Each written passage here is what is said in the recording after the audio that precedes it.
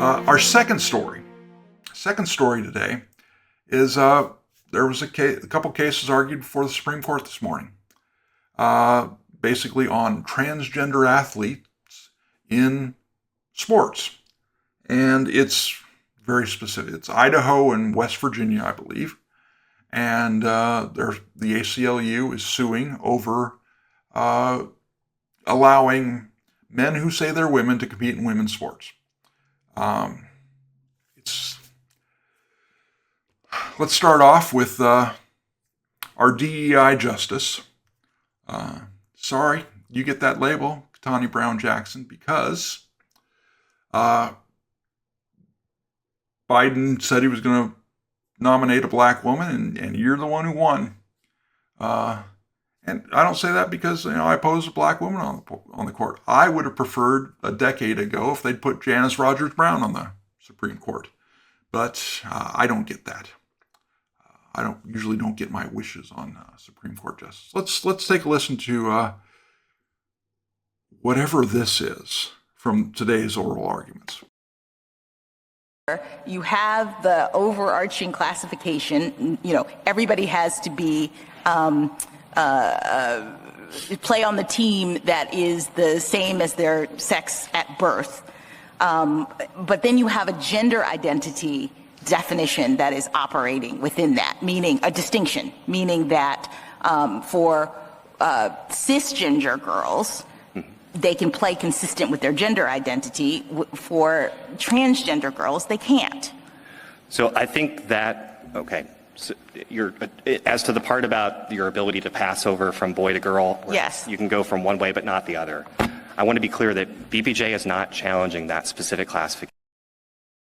So I love this whole cisgender thing. This is, Ketanji Brown Jackson could not define what a woman was because she's not a biologist at her confirmation hearings. It's important to note here, and this guy's making an interesting case. The laws ban males from competing in the female category. It does not ban females from competing in the male category. Why? Because there's no danger to the males, generally, in that situation. And a female competing in the male category is at such a disadvantage physically, just because of the high school biology guys,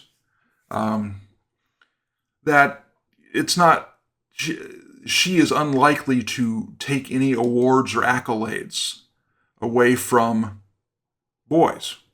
It's basic biology. Let's continue.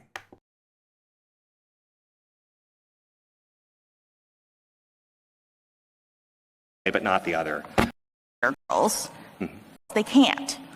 So I think that, okay, so as to the part about your ability to pass over from boy to girl, yes, you can go from one way but not the other. I want to be clear that BPJ is not challenging that specific classification. I think that's important to start with. But I think, if anything, that's useful evidence as to the lack of a transgender-based discrimination, because if the legislature were just sort of unsettled by the notion of transgender athletes, I think the answer would have been to then bar them from passing over in any way consistent with their gender. I appreciate that. I guess I was getting at the what I understood the Chief Justice to be trying to discuss, which was this notion that this is really just about the definition of we accept that you can separate boys and girls, and we are now looking at the definition of a girl, and we're saying only people who were girl assigned at birth qualify. Well, yeah, because that's the way biology works. This should be a 9-0 decision. It will not be. It will not. It may be 6-3. Or it may be, 7-2 with Kagan may join, but write like a separate concurrence that's a little, tries to split the baby. I've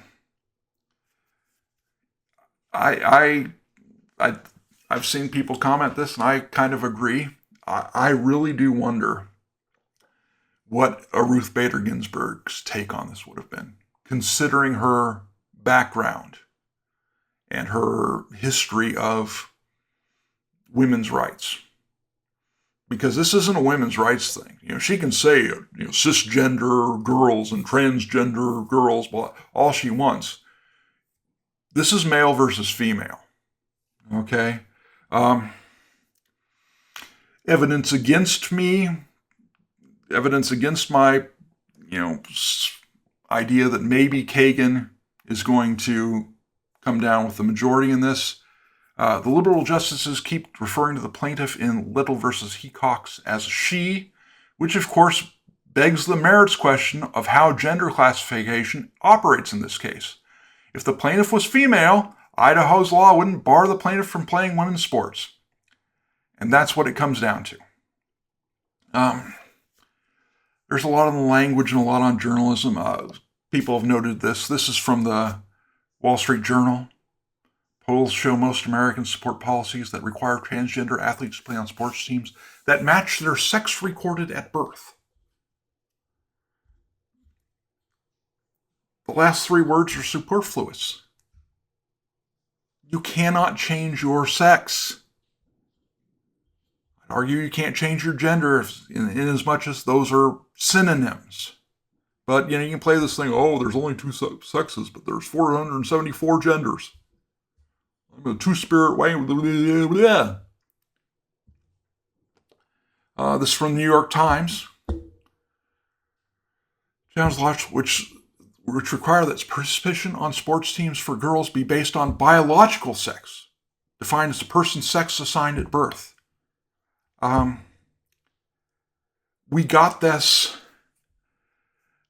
The identitarian left got this sort of definitions or whatnot put in place. They played the long game. They 15, 20 years ago, they went into newsrooms. It's the LGBT Journalists Association, this association, that association.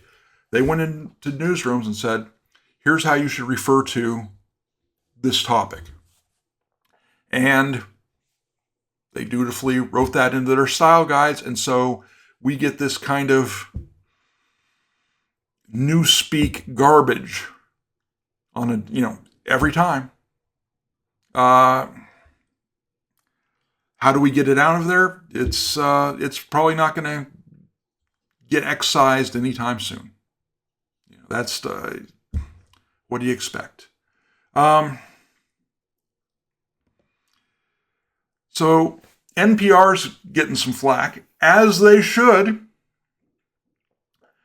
Supreme Court weighs bans on trans athletes in women's and girls' sports teams. So this is their piece that came out Sunday 5 p.m., all things considered. Sarah McCammon was the interviewer. And who's she interview? She interviews a reporter, supposedly giving kind of an unbiased.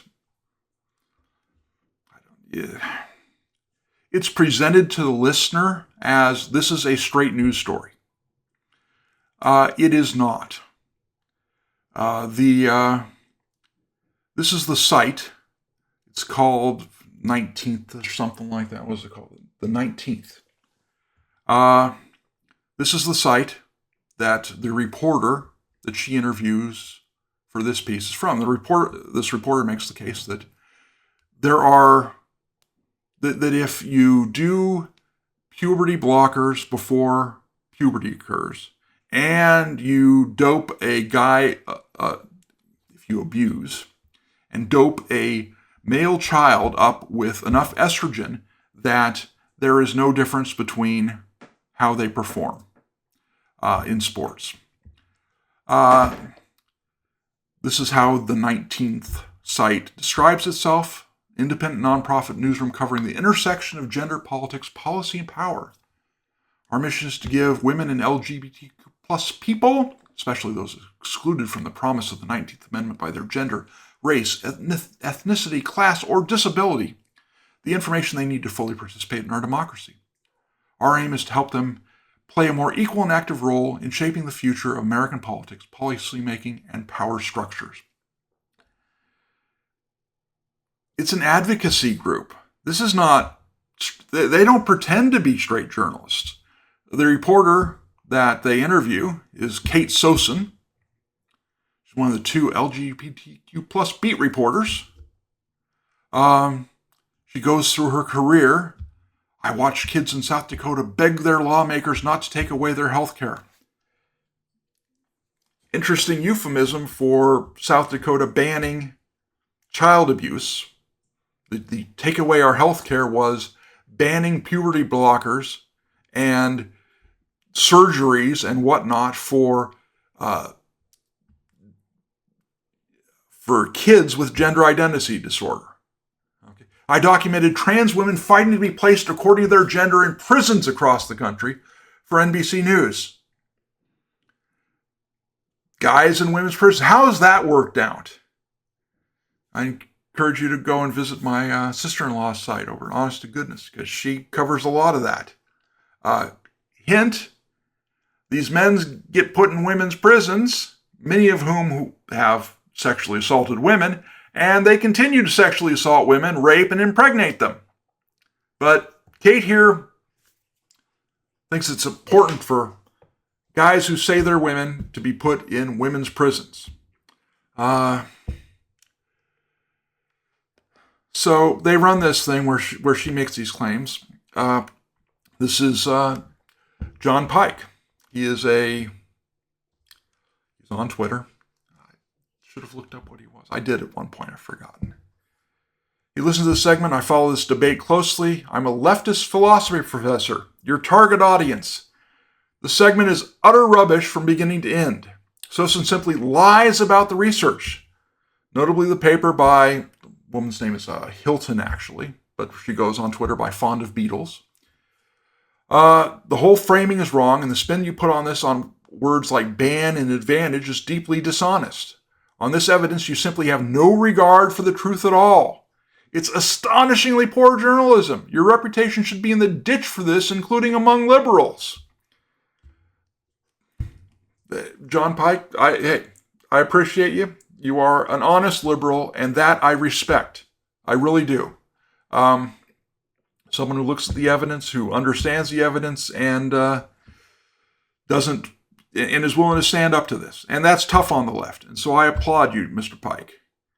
Benjamin Ryan, this guy's a writer, says, media outlets that claim transgender women have no competitive advantage over women in athletics are not making evidence-based claims.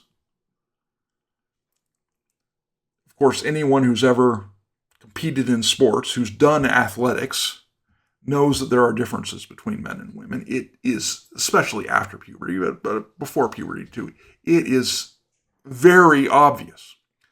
It says two review papers by Dr. M. Joyner and again, this Hilton, have found that even after sustained testosterone suppression and estrogen treatment, biological males still maintain a competitive advantage in women's sports.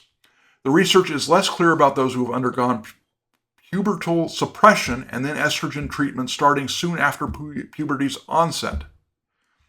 However, Dr. Joyner's research indicates that prepubescent boys have a small but significant competitive advantage over girls, likely because of the exposure to testosterone in utero and a surge of T during mini-puberty during infancy. And he links to the articles. This is one of those researchers. This is Emma Hilton, fond of Beatles on Twitter. Hello? And this is the reporter on the piece. This is part of the piece you did with Sosin. I believe the first study references mine and the second is Harper et al. Sosin has completely misrepresented the conclusions of these studies. Happy to explain to you. DM me if you are interested in understanding these studies. I also authored an amicus for the case in question. And McCammon appears in the reply, says, I'll get in touch with you. So that was 2 days ago. This blows up. When is this? Oh, I cut off the date. This is probably earlier today. Could have been yesterday. They have not put anything up from Emma Hilton correcting this. This is Catherine Maher. This is part of her statement to Congress last year when she was trying to make sure that your tax dollars kept on funding this sort of journalism at NPR. She says NPR must be scrupulously impartial in our news coverage and adhere to the highest of journalistic standards. We must ensure fair treatment of differing perspectives, politics, and policies. Well, stepped on the rake again. I mean, for crying out loud, it's a Tom and Jerry cartoon. You know, step on the rake here, step on the rake there. There's rakes everywhere. And you managed to step on every single one. And to show why you even interview this person, this Kate Sosin, why you use her. This is the homepage of the 19th site today after the argument. Here's the lead headline by Kate Sosin. Justices appear open to at least some trans girls participating in sports. Advocates is worried that the Supreme Court cases could result in a nationwide ban on transgender athletes. Well, if we're talking about transgender boys, aka girls playing on boys' teams, that's not really a concern, other than the safety of the girls and the girl themselves. I think that's kind of dangerous, depending on the sport. I've seen high school girls playing football. I'm not sure I'd suggest football for anyone because it is dangerous, but especially not girls. But that's her take after listening to the hearing this morning. This is National Review's take. Dan McLaughlin. I posted a tweet from him talking about kind of begging the question on referring to the trans girls as she's when they are boys. Supreme Court seems ready to let states bend from women's sports. And just to show you how out of whack this NPR report and quoting this 19th report, this is the NPR's own headline this afternoon. From Nina Totenberg, not a right-winger, okay? At least this is reasonably honest. Supreme Court appears likely to uphold state bans on transgender athletes. I mean, why you didn't just interview Totenberg for your own network, who knows? She's taking the weekend off, maybe. I don't know. But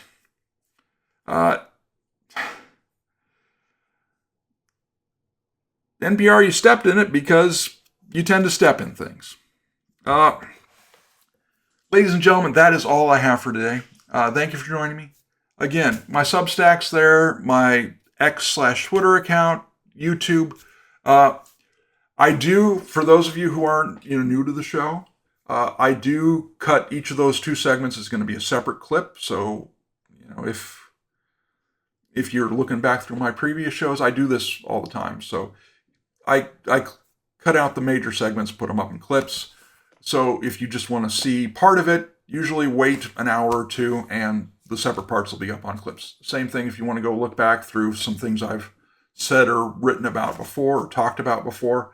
If you just want a specific segment, those are in the Hoystory On Air Clips playlist on YouTube. I also, again, follow me on YouTube, please, because I do put up little shorts that are less than 3 minutes long, vertical format. Follow me. Thanks for joining me. We'll see what happens next, and try and get out of here before this one. Now we've got Roscoe coming around here. Today before I leave you, we will have Roscoe here and see if I can get him here with us. There's Roscoe. Hi. Say hi, Roscoe. Hi. Again, like, subscribe, follow, all that stuff.